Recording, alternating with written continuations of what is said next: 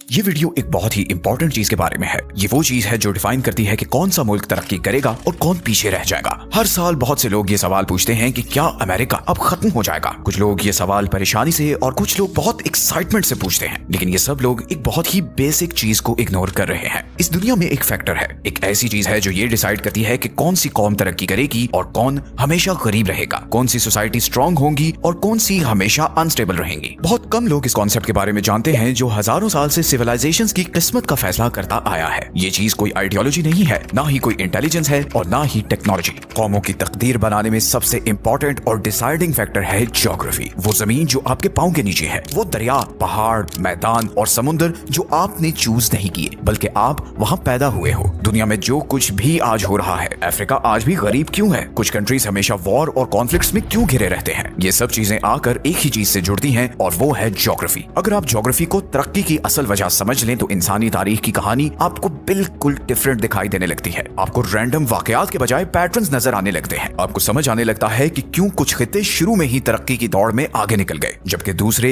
सदियों तक स्ट्रगल करते रहे। इस कॉन्सेप्ट को समझने के लिए हमें तारीख में वापस जाना होगा। हिस्ट्री को एक स्ट्रेटेजी गेम की तरह तस्वर करें, जहां आपको स्टार्ट में जो जमीन मिली है वही आपका फ्यूचर डिटरमिन करती है। सबसे पहले इंसान ईस्ट अफ्रीका में पैदा हुए और आहिस्ता आहिस्ता पूरी दुनिया में फैल गए। हजारों साल में वो 6 खास इलाकों में आबाद हुए जो बाद में दुनिया की ग्रेट सिविलाइजेशंस बने। ये जगहें इत्तेफाक से नहीं चुनी गई थी। इन जगहों में पानी, खाना, प्रोटेक्शन और मोबिलिटी थी, वो सब कुछ जो उस जमाने में एक ख्वाब होता था। और ये 6 एरियाज ये थे: मैक्सिको में ओलमेक रीजन, पेरू में नॉर्टे चिको और इनकास रीजन, इजिप्ट में दरियाए नील, इराक में मेसोपोटामिया का इलाका, आज के इंडिया और पाकिस्तान में इंडस वैली के एरियाज और चाइना में येलो रिवर बेसिन। ये वो जगह थी जहाँ पर सबसे पहले शहर बने, पढ़ना लिखना शुरू हुआ, हुकूमतें बनी और इंसानी आबादी बढ़ी। इन सिविलाइजेशंस की कामयाबी के पीछे कल्चर या टेक्नोलॉजी नहीं बल्कि ज्योग्राफी थी। क्योंकि अगर आप चाहते हो कि आपकी सोसाइटी हजारों साल तक सर्वाइव करे तो आपको क्या चाहिए होगा? आपको मीठा पानी चाहिए होगा, क्योंकि कोई आबादी पानी के बगैर जिंदा नहीं रह सकती। आपको फर्टाइल जमीन चाहिए होती है जो लगातार खाना पैदा कर सके। आपको नेचुरल प्रोटेक्शन जैसे पहाड़, सहरा या समुद्र चाहिए होते हैं जो दुश्मन से बचा सकें। और आपको आसान ट्रांसपोर्ट चाहिए होती है जैसे लंबे और पुरसकून दरिया, ताकि सामान आसानी से आ जा सके। अब जरा इजिप्ट के दरियाए नील को देखें, ये सब क्वालिटीज उसमें मौजूद हैं। ऐसा लगता है जैसे कुदरत ने खुद इजिप्ट को चुना और उसे हर वो चीज दी जो सोसाइटी के लिए जरूरी थी। इजिप्ट के पिरामिड्स कोई कोइंसिडेंस नहीं थे, वो स्टेबिलिटी, फूड और सिक्योरिटी का नतीजा थे। इजिप्ट ने 3 चीजों की वजह से तरक्की की। पहली चीज, दरियाए नील उस वक्त दुनिया का सबसे प्रेडिक्टेबल दरिया था। ये बिल्कुल आराम से और टाइम पर ओवरफ्लो करता था, जिससे किसानों को हर साल फर्टाइल मिट्टी मिलती थी। इसी दरिया ने इजिप्ट को लाखों लोगों का पेट आसानी से भरने के काबिल बनाया। दूसरी चीज, ये दरिया एक कुदरती हाईवे था। इसकी वजह से पूरा इजिप्ट आपस में कनेक्टेड था, नीचे साउथ से लेकर ऊपर मेडिटेरेनियन सी तक। यानी बोट्स पानी के बहाव के साथ साथ नॉर्थ में जा सकती थीं और हवा के साथ वापस साउथ में आ सकती थीं। किसी और कदीम सिविलाइजेशन के पास इतना आसान और एफिशिएंट ट्रांसपोर्ट सिस्टम नहीं था। चीजों, लोगों और आइडियाज को मूव करना बहुत आसान हो गया था। और तीसरी चीज, नील के इर्द गिर्द का सारा इलाका रेगिस्तान से घिरा हुआ था। ये एक नेचुरल दीवार की तरह था। इजिप्ट पर हमला करने का मतलब था तपती धूप में मीलों लंबा सहरा पार करना। बहुत कम फौजें ऐसे सफर में जिंदा बच सकती थी। तो खाना, सिक्योरिटी और ट्रांसपोर्टेशन सब अपने फेवर में होने की वजह से इजिप्ट ने ऐसी स्टेबिलिटी एंजॉय की जो किसी और को नहीं मिली। ये तकरीबन 3300 साल तक दुनिया की टॉप सिविलाइजेशन रहा और फिर कहीं जाकर इसका डाउनफॉल शुरू हुआ। ये है ज्योग्राफी की ताकत। इस तरह ये कुछ कौमों को शुरू में ही हेड स्टार्ट दे देती है। जैसे जैसे सदियां गुजरी, दुनिया की आबादी बढ़ती गई। कॉमन एरा के शुरू में पूरी दुनिया में सिर्फ 200 मिलियन लोग थे। साल 1500 तक ये तादाद 500 मिलियन तक पहुंच गई। सन 1800 तक दुनिया की आबादी 1 बिलियन हो गई। फिर रफ्तार और तेज हो गई। 1945 में वर्ल्ड वॉर 2 के फौरन बाद दुनिया में 3 बिलियन लोग थे और आज दुनिया की आबादी 8 बिलियन से ज्यादा है। जैसे जैसे लोग बढ़ते गए, कंपटीशन भी ज्यादा होता गया। सोसाइटीज एक दूसरे से टकराने लगी, बॉर्डर्स को धकेला गया, तोड़ा गया, फैलाया गया और कभी कभी हर चंद दिहाइयों बाद दोबारा बनाया गया। यूरोप एक मुस्तकिल जंग का मैदान बन गया जहां बादशाहतें बार बार टकराती रही। चाइना में डायनेस्टीज उभरी, खत्म हुई और फिर उभरी। जापान कभी अमन की हालत में होता और कभी वॉर की। अफ्रीका लगातार इंस्टेबिलिटी और केओस का शिकार हो चुका था। फिर 1900s तक सब कुछ बदल गया। टेक्नोलॉजी ने दुनिया को बदल दिया। Railways, steam ships, telegraphs, airplanes, machine guns और आखिर में न्यूक्लियर वेपन्स ने यह दिखाया कि दुनिया क्या कुछ कर सकती है और कितनी डेंजरस है। दुनिया अब अब एक ग्लोबल विलेज बन चुकी थी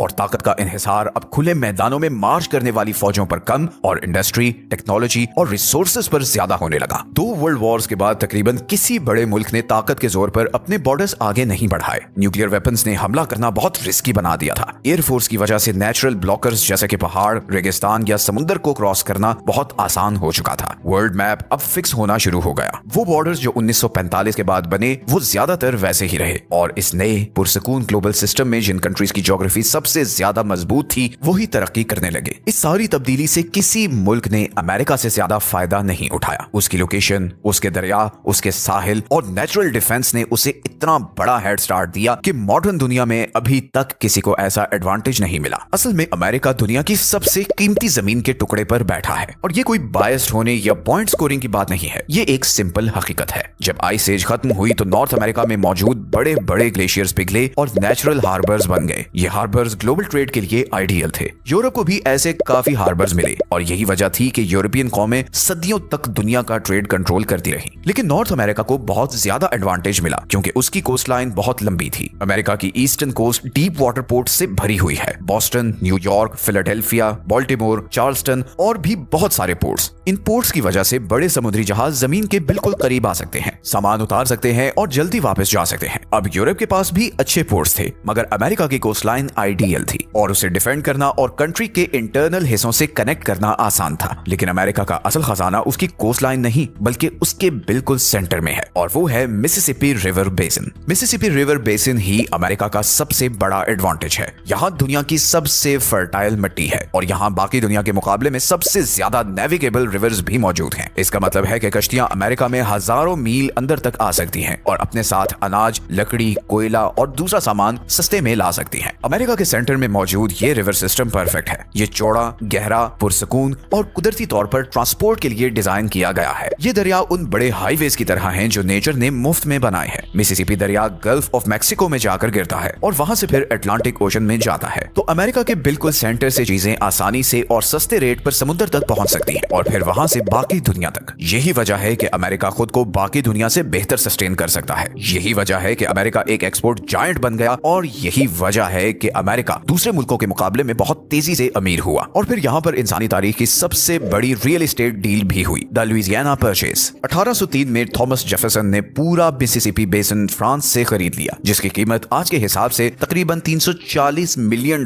बनती है और आज ये जमीन कम से कम $60 ट्रिलियन की है। इस एक डील ने अमेरिका की तकदीर बदल दी क्योंकि जब आपके पास इतनी फर्टाइल जमीन हो, परफेक्ट दरिया हो, 2 बड़े समुंदर आपकी हिफाजत कर रहे हो और बहुत सारे डीप वाटर पोर्ट्स हो तो कोई और मुल्क आपका मुकाबला नहीं कर सकता। यही वजह है कि अमेरिका आज की दुनिया की सबसे डोमिनेंट पावर बन गया। इसकी ज्योग्राफी ने इसे वो हेड स्टार्ट दिया जो किसी और मुल्क के पास नहीं था। अब जरा दुनिया के दूसरे बड़े खित्तों की तरफ आते हैं जिन्हें अमेरिका जितना अमीर होना चाहिए था। देखें, हर मुल्क उभरना चाहता है, ग्रो करना चाहता है और डोमिनेट करना चाहता है मगर सब ऐसा नहीं कर सकते क्योंकि उन्हें वो आइडियल ज्योग्राफी नहीं मिली होती। चाइना की एग्जांपल लेते हैं जो नक्शे पर तो बहुत ताकतवर लगता है मगर उसकी ज्योग्राफी उसे हर वक्त एक प्रेशर में रखती है। चाइना के पास सिर्फ एक बड़े समुद्र की एक्सेस है और वो भी जापान, ताइवान, फिलीपींस और वियतनाम जैसे पड़ोसी मुल्कों ने पार्शियली ब्लॉक की हुई है। ये जगह नेचुरल चोक पॉइंट्स बनाती हैं जिन्हें चाइना कंट्रोल नहीं कर सकता। चाइना का 80% तेल स्ट्रेट ऑफ मलाका के तंग रास्ते से गुजरता है। ये छोटा सा समुद्री रास्ता किसी भी वक्त दुश्मन ब्लॉक कर सकते हैं।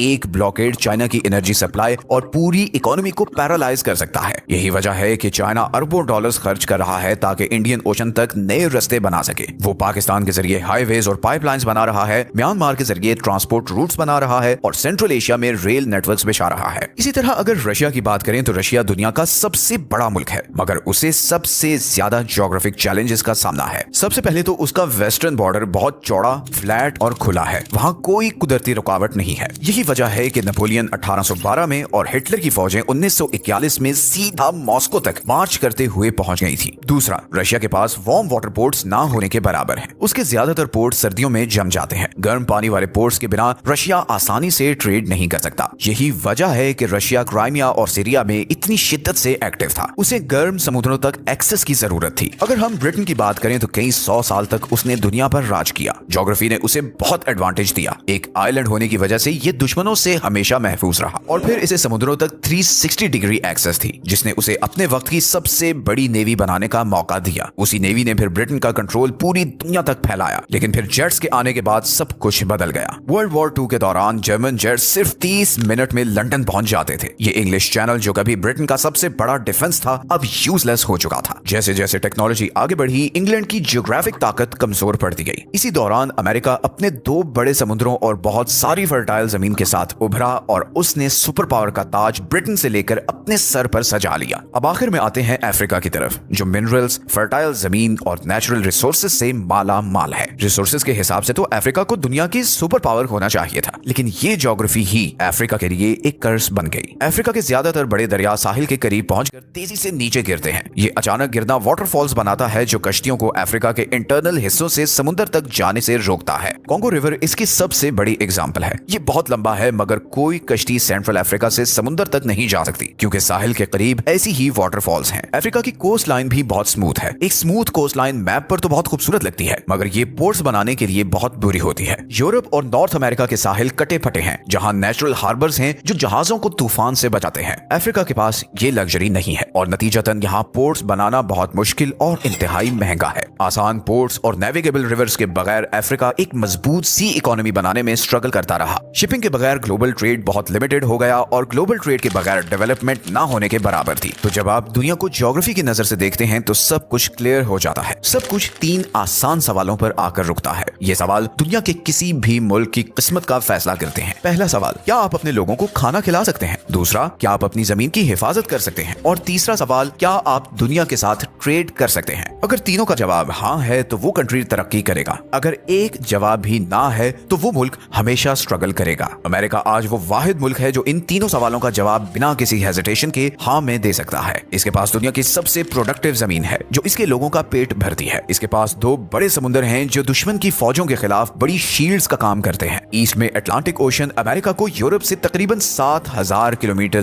दूर रखता है और वेस्ट में पैसिफिक ओशन है, जिसकी वजह से अमेरिका और एशिया के बीच डिस्टेंस 10,000 किलोमीटर से भी ज्यादा है, जो किसी भी आर्मी के लिए क्रॉस करना बहुत मुश्किल है। और सबसे आखिर में अमेरिका के पास डीप वाटर पोर्ट्स हैं और अटलांटिक और पैसिफिक 2 समुद्रों तक ओपन एक्सेस है, जो इसे दुनिया के हर बड़े खित्ते से ट्रेड करने देती है। लेकिन इस सब का मतलब ये नहीं कि ज्योग्राफी ही सब कुछ कंट्रोल करती है। पॉलिटिक्स, टेक्नोलॉजी, कल्चर और इकोनॉमी भी मैटर करते हैं, लेकिन ज्योग्राफी स्टार्टिंग पॉइंट डिसाइड करती है। ये फायदे और नुकसानात तय करती है। ये तय करती है कि तरक्की का ये सारा खेल कितना आसान होगा या कितना मुश्किल। जब लोग पूछते हैं कि अफ्रीका इतना गरीब क्यों है, चाइना इतना एग्रेसिव क्यों है, या क्या अमेरिका डूबने वाला है, तो वो अक्सर सबसे ऑब्वियस चीज मिस कर देते हैं। ज्योग्राफी ही आपकी किस्मत तय करती है।